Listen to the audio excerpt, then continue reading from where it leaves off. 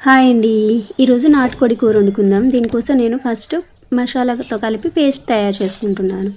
దీంట్లో వేసిన ఇంగ్రీడియంట్స్ అన్నీ మీకు తెలుసు కదా, నేను అందుకే మెన్షన్ చేయట్లేదు నేమ్స్. సో అవంతా నేను పేస్ట్ పట్టేస్తున్నాను. ఇంకా కావాలంటే ఇంకా మంచిగా పేస్ట్లా పట్టుకోవచ్చు. నేను కొంచెం కచ్చా పచ్చగా పట్టుకున్నాను.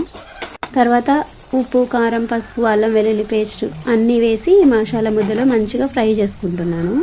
చేసుకున్న తర్వాత చికెన్ వేసుకొని వాటర్ ఏం పోయకుండా ఫస్ట్ కొంచెం సేపు లిడ్ పెట్టేసి ఉంచాలి. ఎందుకంటే ఈ మసాలా మొత్తం చికెన్ పీసెస్కి పడుతుంది, అలాగే దాంట్లో ఉన్న వాటర్ కొంచెం దిగుతుంది కదా.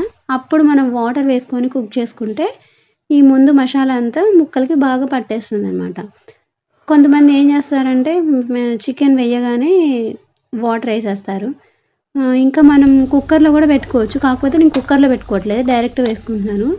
ఇలా వాటర్ వేసిన తర్వాత మినిమం 20 మినిట్స్ నుంచి 30 మినిట్స్ వరకు, అంటే చికెన్ బాగా ముదురుగా ఉందా దాన్ని బట్టి మినిమం 20 మినిట్స్ కుక్ చేసుకోవాలి.